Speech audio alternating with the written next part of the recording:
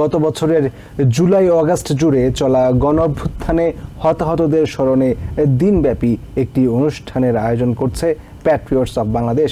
আগামী ৩ August new ইয়র্কের Jackson হাইটসের diversity প্লাজায় তা অনুষ্ঠিত হবে। জ্যাকসন হাইটসের এক রেস্টুরেন্টে প্যাট্রিয়টস অব বাংলাদেশ আয়োজিত সংবাদ সম্মেলনে এই ঘোষণা দেন সংগঠনটির অন্যতম উদ্যোক্তা AK আব্দুল কাদের। বক্তারা বলেন, জুলাই অগাস্টের চেতনাকে সমুন্নত রেখে শান্তি ও সমৃদ্ধির গণতান্ত্রিক বাংলাদেশ গড়তে সবাইকে একসাথে কাজ করতে হবে। স্বৈরাচারের পতন ও গণতন্ত্রের মুক্তির প্রথম বর্ষপূর্তি উপলক্ষে আয়োজিত এই সংবাদ সম্মেলন থেকে জুলাই অগাস্টে নিহতদের হত্যার বিচার দ্রুত শেষ করার দাবি জানায় প্যাট্রিয়টস অব বাংলাদেশ।